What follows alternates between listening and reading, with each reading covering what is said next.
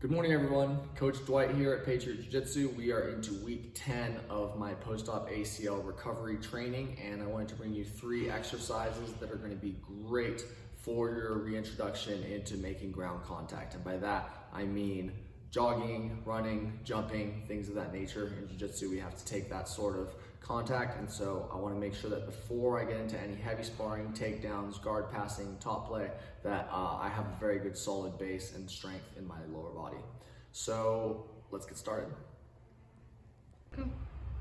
Before we begin this first exercise, I want to stress the importance of working your full lower body warm-up prep series before you start doing these movements. Even though this exercise that we're going to go over first is a little bit more of a warm-up exercise, I want to make sure that I stress that you are still working on getting your knee strong in full extension and flexion. All right, moving into this first exercise, I'm going to talk really quickly about athletic position because you're going to hear me say that a lot. There are different types of athletic positions, but when we're moving on our feet, this is going to be the athletic position that I'm referring to. So I want to have a big chest, I want my abs to be tucked in tight, and I'm going to put my hands on my hips so that I avoid any movement, excess movement of the hands, okay?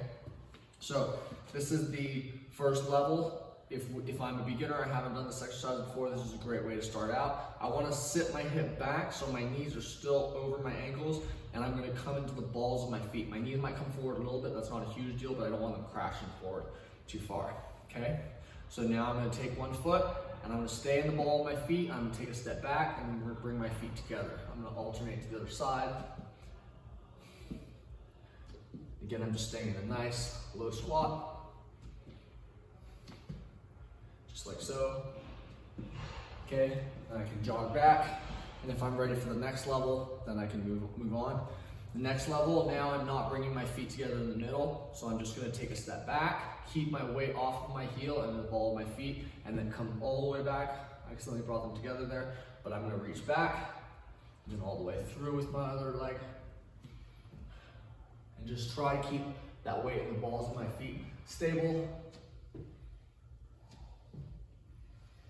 Just like so. I can jog back nice and light if I'm feeling up to it. And then on the last one, we're going to start to redirect force a little bit faster. So now, sitting back, I'm going to reach off of one leg back and then bring my feet together. So now there's a little bit more of a bound.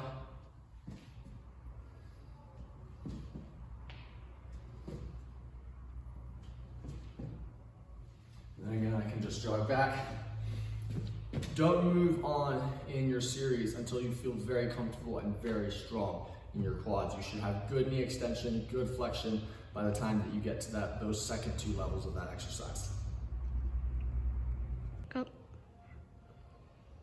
This second exercise that I'm going to be showing is a single leg deadlift, essentially. But what I really like about the single leg deadlift is that you can use it in a lot of different ways to build strength in your glutes, in your hamstrings, and good flexibility and mobility as you recover. So before I start doing anything with weight, there are 2 ways that I like to do this first. The first way is walking. You can do it walking, jogging, and running, but essentially I'm going to be walking, take a step, I'm going to reach down, squeeze my glutes to bring myself back up, and squeeze my glutes to bring myself back up. Okay, you can advance this and make it to where you bring your other knee up. Now I've got good glute extension in that support leg.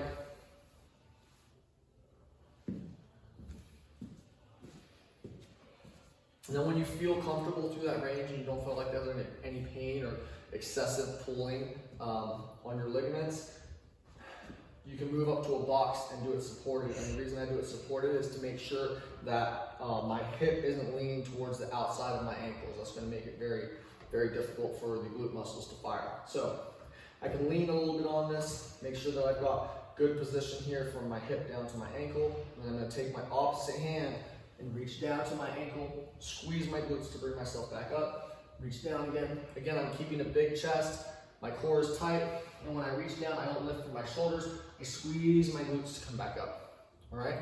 Now, if I want to add weight, obviously I can add nice and slow, maybe 5 pounds, 10 pounds.